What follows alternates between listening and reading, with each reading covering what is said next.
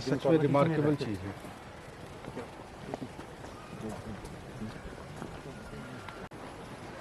Present TV में इसका उद्घाटन किया, वो जून में नॉलेज में ज़्यादा नहीं है कि जिम कॉर्बेट यहाँ काम करते थे और यहाँ रहते थे। सेक्रेटरी कल्चर यहाँ पे वो यहाँ आके गए वो लोग चाहे थोड़ा पॉपुलराइज कर हाँ, करना चाहिए उनको, मतलब इसको उनको और they should spend money also यहाँ पे। जिम कॉर्बेट यानी वो आदमी जो पहले शिकारी था, फिर वही जानवरों को बचाने लग गया और आगे चलकर उन पर ही किताबें लिखने लग गया। उत्तराखंड में जिम कॉर्बेट नेशनल पार्क का नाम भी इन्हीं के नाम पर रखा गया है, क्योंकि ये जो भी करते थे वो जानवरों और जंगल से जुड़ा हुआ होता था।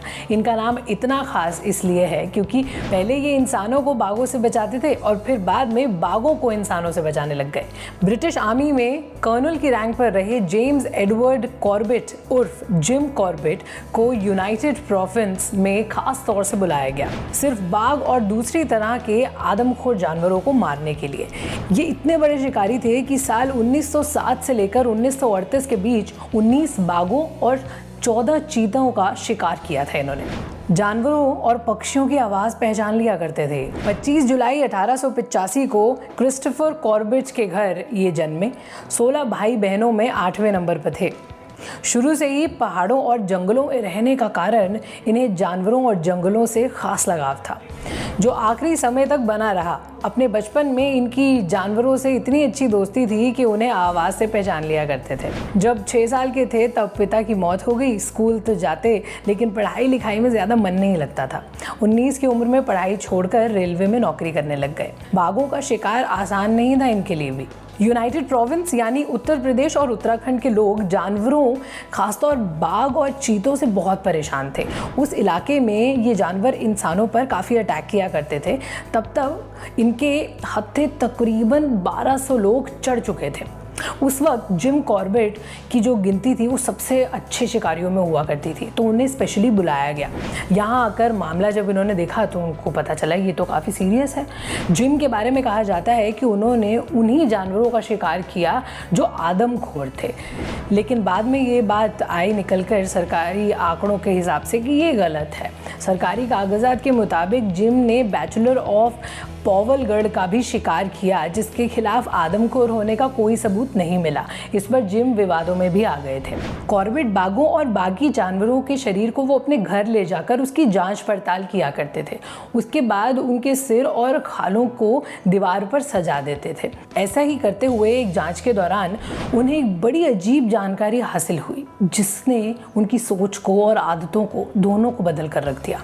तो हुआ ये कि एक बार जब जिम यही शिकार करके बाघों की जांच पड़ताल कर रहे थे तो उन्होंने देखा कि कईयों के शरीर में पहले से ही 2-3 घाव मौजूद थे, जिनमें से कुछ गोली के थे, कुछ तीर के थे, तो उनकी वजह से सेप्टिक हो गया था। जिम ने ये पाया कि इन्हीं घावों और जख्मों के चलते वो आदमखोर बन जाते हैं। वो आदमियों को देखकर चिढ़ जाते हैं, भड़क जाते हैं और उन पर हमला कर देते हैं। ये सब देखकर जिम को एहसास हुआ कि सुरक्षा इंसानों को नहीं, बाघों को चाहिए।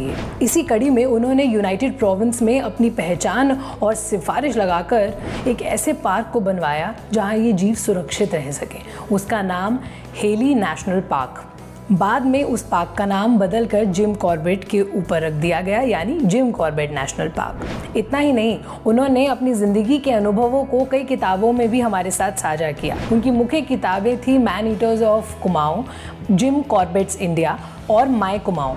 उनकी किताब जंगल लॉर को ऑटोबायोग्राफी भी माना जाता है। वो बच्चों के लिए भी एक तरह की क्लासेस चलाते थे, जहां उन्हें अपनी नेचुरल हेरिटेज को बचाने और उसके संरक्षण की बातें सिखाते थे। और जब उनकी जीवन का आखिरी दौर आया तो वो पेड़ों पर बनी एक झोपड़ी पर रहा करते थे। भारत की आज़ादी के पहले जिम अपनी बहन मैगी के साथ नैनीताल के ग्रीन हाउस में रहते थे। भारत की आज़ादी के बाद 1947 में जिम केन्या शिफ्ट हो गए। वो वहाँ पेड़ों पर एक झोपड़ी बनाकर रहते थे। उनके ट्री हाउस में एक बार ब्रिटेन की महारानी एलिजाबेथ भी घूमने आई थी। ये बात है साल 1952 की, जिस साल किंग जॉर्ज 6 की मौत हुई थी। हालांकि यहाँ भी उन्होंने लिखना जारी रखा था। उनके योगदान के लिए उन्हें 1928 में कैसरे हिंद मेडल से सम्मानित भी किया गया। उनके जीवन पर ढेरों फिल्में बनी हैं, जिसमें BBC द्वारा बनाई गई एक डॉक्यू ड्रामा थी मैन ईटर्स ऑफ इंडिया, और IMAX movie India kingdom of tiger भी शामिल थी। उनके पास उनकी किताबें, उनकी यादें, उनकी बंदूक, उनका ट्री हाउस उनके नाम पर टाइगर रिजर्व रह गया। आखिरी और छठी किताब थी ट्री टॉप्स। इस किताब के लिए उनके आसपास वाले लोग बताते हैं कि ऐसा लगता था मानो अपनी किताब खत्म करने के लिए ही वो जी रहे हों।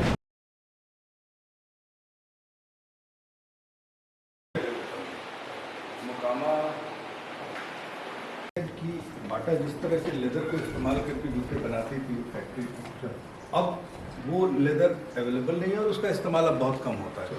तो यहाँ पर उनको पुरानी पूरी इंडस्ट्री दोबारा इस्टेब्लिश करनी पड़ेगी if they want to settle their factory, जिसके लिए बिहार बहुत मतलब प्रॉपर जगह नहीं है। They have decided kind of relocate manufacturing unit, और इसलिए उन्होंने इसको पहले छोड़ा और मुझे लगता है दीघा में भी कुछ खास नहीं बना। जैसे ये लोकेशन बाटा का तो इसलिए चला गया, मैकडॉवेल जो उनकी यूनाइटेड स्पिरिट्स थी वो पता नहीं मैकडॉवेल ब्रांड थी और उनकी नंबर 1 हो गई थी, पता नहीं क्या हुआ उसको।